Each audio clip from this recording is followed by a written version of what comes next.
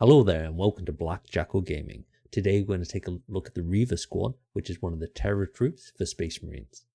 They come with two different abilities. One of them is very good and you will be using it. They've got precision keywords on their weapons so they can target characters. They've got a combination of some really good movement rules and they're a really cheap unit to run. They also have some good leadership options, but they are really good just as a solo unit. Let's take a look at them.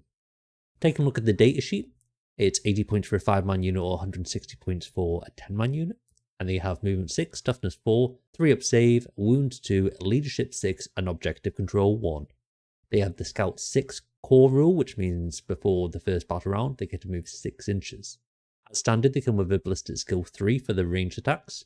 And the standard loadout is the bolt carbine, which has the precision keyword, so you can target characters when they're within a unit. This has a 24-inch range, 2 attacks, strength 4, 0p, and 1 damage. You can opt to take the special issue bolt pistol instead, which also comes with the precision keyword. This has a 12-inch range, it's only 1 attack, it's strength 4, minus 1 AP, and 1 damage. For melee, they come in at weapon skill 3.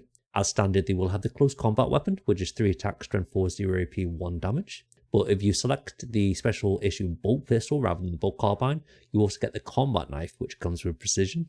And this is 4 attacks, strength 4, minus 1 AP, 1 damage. Looking at the war gear abilities, the first one is the grapple launcher. Each time the bearer's unit makes a normal advanced fallback or charge move, you can ignore any vertical distance when determining the total distance the bearer can be moved. So essentially, if you're going across any terrain items, such as ruins or line of sight blocking terrain like shipping containers, you ignore the vertical distance when you're moving. So usually on some of these, you would measure up. So you might be going 2 or 3 inches up. You ignore those 2 or 3 inches and you just do the horizontal distance instead. Then you have the Reaver grab shoot. This grants the bearer the deep strike ability, so you get to come in at the end of your movement phase in the reinforcement step, and you can come anywhere on the battlefield outside of 9 inches of an enemy unit. Looking at the abilities, they have 2. The first one being Fearsome Assault. At the start of the fight phase, each enemy unit within engagement range of 1 or more units with this ability must take a battle shock test. You can subtract 1 from the test when they're taking it. So if they do fail the test, they will become battle shocked and they will lose their OC. As well as that, they cannot use a stratagem. Now the best ability is the Terror Troops aura. So whilst an enemy unit, excluding monsters or vehicles, are within 3 inches of 1 or more units with this ability, you get to subtract 1 from the objective control characteristic of models in that unit. So essentially, if you get onto an objective, any unit within 3 inches of this unit will have minus 1 to their objective control. So if they are only an OC1 unit, they will lose control of that objective. A very nice ability to have.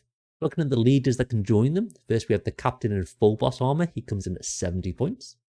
His ability reduces the CP cost of a stratagem for the unit once per battle round. And after deploying armies, you can select up to 3 infantry units and redeploy them. These can also be placed into strategic reserve and will not count against the limits for strategic reserve. Then you've got the librarian in full boss armor. It's also 70 points. He will give the unit Feel No Pain 4+ against psychic attacks, and he will grant the unit the stealth ability, which will give them minus 1 to be hit. And as well as this, if the enemy unit is outside of 12 inches, the unit cannot be targeted, which is a very nice defensive buff to have. You also have the lieutenant in full boss armor at 55 points. He grants the units lethal hits for their weapons, that's both ranged and melee. His ability allows them in the shooting phase after the unit is shot to move D6 inches, as long as it's not moving within engagement range of the enemy unit. He comes with a deep strike and Scout 6 keyword, so when he is with the Reaver squad, he can activate their deep strike or scout ability, which is important because the previous 2 characters could not do that. Finally, we have the lieutenant in Reaver armor. He comes in at 55 points. He also grants the unit lethal hits for their weapons. His ability is to increase the range of the Terror Troops aura by 3 inches, so it will go up to 6 inches, which is quite nice to have. This means that you don't necessarily have to be on an objective to take it. You can be outside of it, and as long as you're within 6 inches of the unit, you can essentially put them on minus 1 OC, potentially removing their control of the objective. He also comes with the Scout 6-inch keyword, so you can have that 6-inch movement prior to the game starting, but you cannot deep strike the unit if he is with them. So looking at the squad, do you even need a leader to get the best out of them? So most of the leaders do not come with the Deep Strike keyword or the Scout 6 keyword, so you're really minimizing the value that Reivers can bring to the table, because this is all about their ability to move deep into enemy lines and turn off their objective control. If you are not having these two abilities, then it's going to make it quite hard for you to move up the table, because they are only a 2 wound toughness 4, 3 up save units. They are relatively squishy, and it will be difficult to use them for the best of the ability, bringing in their reduction to objective control. As you do really want to utilize their OC reducing ability, you really need to keep them alive so they can flip those objectives, either taking them away from the enemy so they're not scoring the 5 points for them, or potentially completely flipping them and giving yourself the additional 5 points, so you'll have a 10-point swing there. The Deep Strike keyword is what you really want to be leaning into this, so this does limit you to the Lieutenant in full boss armor. As being able to Deep Strike opens up other abilities to score points, such as your secondaries. You're not only potentially taking their objective for them, but you could be scoring behind enemy lines or engaging on all fronts. And there are other secondaries that will come into the game when we get updated tournament packs. Having lethals is really nice with the squad.